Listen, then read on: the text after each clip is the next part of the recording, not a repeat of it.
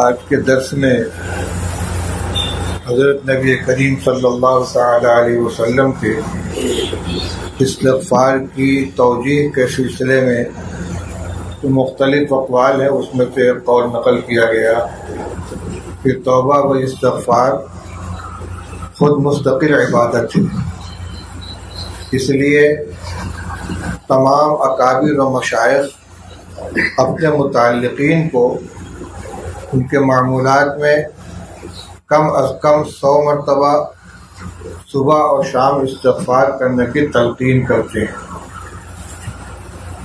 اور اس ہدایت کی 2 وجہیں ہیں، ایک تو یہ کہ یہ خود عبادت ہے، ذکر ہے، ذکر ہی میں کلمہ طیبہ، تیسرا کلمہ درود شریف بھی شامل ہے اور ذکر ہی میں استغفار بھی شامل ہے۔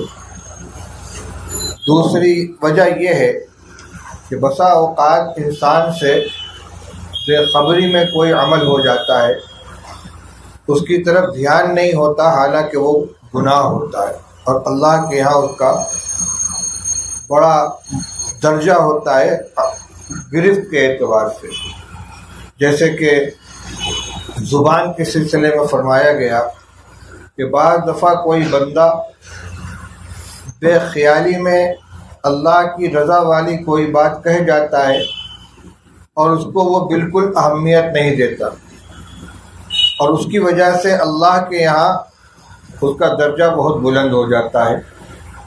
اسی طرح کبھی کوئی بندہ بے خیالی میں اللہ کی ناراضگی والی کوئی بات زبان سے نکال دیتا ہے، لا یلقی لہا بالن، اس کی طرف بالکل توجہ نہیں کرتا، خیال بھی نہیں ہوتا کہ مجھ سے کوئی غلط بات، کوئی غلط کام ہو گیا، غلط بات تیری زبان سے نکل گئی، اور اس کی وجہ سے وہ جہنم کے گہرے گڈھے کے اندر ڈال دیا جاتا ہے۔ لہذا یہ نہ سوچنا چاہیے کہ مجھ سے کون سا گناہ ہوا ہے، کس چیز میں استغفار کروں۔ اول تو یہ کہ ہم معصوم نہیں ہیں، انبیاء علیہ السلام اور فرشتے معصوم ہیں۔ رسول اللہ صلی اللہ علیہ وسلم جو فرمایا کلکم خطاؤن وخیر الخطائین التوابون، تم سب کے سب خطا کار ہو، سب سے لغزشیں ہوتی ہیں، اس لیے استغفار کا اہتمام ہر ایک کو کرنا چاہیے۔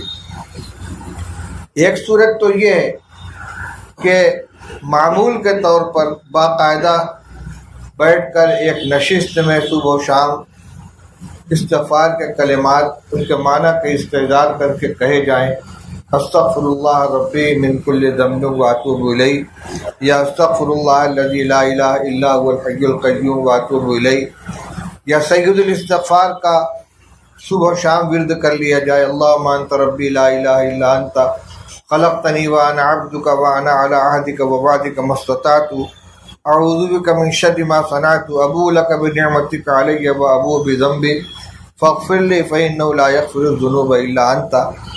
یہ سید الاستغفار کہلاتا ہے، اور اس کے بارے میں رسول اللہ صلی اللہ علیہ وسلم نے ارشاد فرمایا کہ جو شخص صبح کو اس کلمے کو کہہ لے گا تو رات کے سارے گناہ انشاءاللہ معاف ہو جائیں گے، اور شام کو کہہ لے گا تو دن کے گناہ معاف ہو جائیں گے، لیکن شرط وہی ہے کہ اس کے معنی کو ذہن میں رکھ کر اور حقیقی ندامت کے ساتھ ان کلمات کو استعمال کرے۔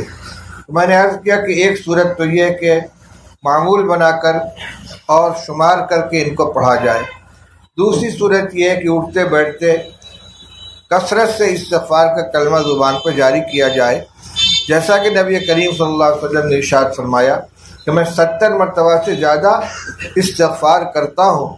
تو آپ کا یہ طریقہ نہیں تھا کہ آپ باقاعدہ بیٹھ کر اور شمار کر کے پڑھتے ہوں، بلکہ دن بھر صحابہ کرام کی مجلس میں موجود ہیں، اپنا کام کر رہے ہیں، بیچ بیچ میں استغفر اللہ استغفر اللہ استغفر اللہ کلمہ استغفار کا آپ ورد فرمایا کرتے تھے۔ تو یہ ایک عبادت ہے اور اللہ کو بہت زیادہ پسند ہے۔ یہاں تک حدیث میں فرمایا گیا کہ اگر تم استغفار کرنا بند کر دو، بلکہ یوں فرمایا کہ اگر تم گناہ کر کے استغفار کرنا بند کر دو تو اللہ تعالیٰ ایسے بندوں کو پیدا فرمائیں گے کہ جن سے غلطی ہو پھر وہ اللہ تعالیٰ سے استغفار کرے۔ غلطی کے بعد استغفار کرنا یہ اللہ تعالیٰ کو بہت زیادہ پسند ہے۔ ایک روایت میں تو عجیب مضمون بیان کیا گیا ہے کہ اللہ تعالیٰ بندے کی توبہ سے اور اس کے استغفار سے اس سے زیادہ خوش ہوتے ہیں جیسے فلاں بندہ. وہ فلاں بندہ کون ہے؟ فرمایا کہ ایک شخص ہے جو سفر پہ نکلا، ایک اونٹنی پہ اس نے اپنا توشہ رکھ لیا، سفر کا سارا سامان ہے. سفر کرتے کرتے کسی جنگل میں پہنچا اور آرام کرنے کے لیے کسی درخت کے نیچے بیٹھ گیا، اونٹنی کو بیٹھا دیا، خود لیٹ گیا. آنکھ لگ گئی. تھوڑی دیر بعد آنکھ کھلی تو دیکھا کہ اونٹنی غائب ہے. نہ اس کے پاس سواری ہے، نہ کھانے پینے کا کوئی سامان ہے، جنگل بیابان. اب اس کو یقین ہو جاتا ہے کہ میں یہاں بھوکا پیاسا مر جاؤں گا، اب مرنا ہی ہے. تو پھر وہ مرنے کی نیت سے آنکھ بند کر کے لیٹ جاتا ہے. تھوڑی دیر کے بعد آنکھ کھلتی ہے تو دیکھتا ہے کہ اس کی اونٹنی اپنے ساز و سامان کے ساتھ اس کے پاس بیٹھی ہوئی ہے. کہ اتنا خوش ہوتا ہے، اتنا خوش ہوتا ہے، کہتا ہے اللہم انت عبدی وانا ربک، اے اللہ تو میرا بندہ ہے، میں تیرا رب ہوں. حدیث میں فرمایا کیا کہ اخطا من شدت الفرح، خوشی کی زیادتی کی وجہ سے اس کے زبان سے صحیح الفاظ نہیں نکل رہے. اتنا خوش ہے کہ زبان پہ قابو نہیں ہے. کہنا چاہیے اللہم انت ربی وانا عبدک، اور اس کی زبان سے نکل رہا ہے اللہم انت عبدی وانا ربک. اخطا من شدت الفرح، خوشی کی زیادتی کی وجہ سے اس کی زبان سے لغزش ہو گئی، اتنا خوش ہے یہ. تو فرمایا کہ جتنا وہ بندہ اپنی اونٹنے کے مل جانے سے خوش ہوا ہے، اللہ تعالیٰ بندے سے جب وہ غلطی کر کے اللہ کی طرف متوجہ ہو، توبہ کرے، اس سے زیادہ خوش ہوتے ہیں. اس لیے میرے عزیزوں اور بھائیوں، ہم علماء ہیں، طلباء ہیں، ہم سوچیں کہ ہم نہ شراب پیتے ہیں، نہ جوا کھیلتے ہیں. نہیں، اس کے باوجود بہت سی غلطیاں ہوتی ہیں.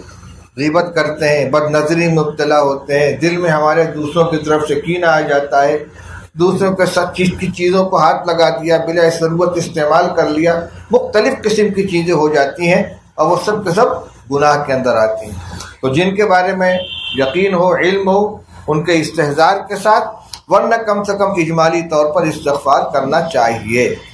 روایات میں یہ بھی معلوم ہوتا ہے. حضرت عائشہ رضی اللہ تعالی عنہ فرماتی ہیں ایک مرتبہ رسول اللہ صلی اللہ علیہ وسلم تشریف لائے، دروازے پر کھڑے ہوئے اور پھر وہیں رک گئے، اندر داخل نہیں ہوئے. مجھے سمجھ میں آیا کہ آپ ناراض ہیں. میں نے کہا استغفر اللہ و اتوب الیہ ماذا اذنبت، یا رسول اللہ میں اللہ سے اپنی غلطی کی معافی مانگتی ہوں. پہلے استغفار کیا ہے، مجھ سے غلطی ہوئی ہے، اس غلطی کی اللہ سے معافی مانگتی ہوں. اس کے بعد پوچھتی ہیں مجھے بتا دیجئے کہ میری غلطی کیا ہے تاکہ اس کی اصلاح ہو جائے. اس لیے یہ نہیں ہو جائے پہلے مجھے بتائیے کہ میں نے کیا غلطی کی تب معافی مانگوں گا. نہیں، اگر بڑے کو دیکھا کہ ناراض ہے، معافی مانگے، پھر کہیں کہ حضرت معاف کر دیجئے، لیکن یہ مجھے معلوم ہو جائے کہ میری غلطی کیا ہے تاکہ اس کی اصلاح کر لوں. اللہ تعالیٰ سے تو ہم معلوم کر نہیں سکتے کہ ہماری غلطی کیا ہے، لیکن یقیناً غلطیاں ہیں، اس لیے استغفار کی کثرت کرنی چاہیے. اللہ تعالیٰ ہمیں اس کی توفیق عطا فرمائے.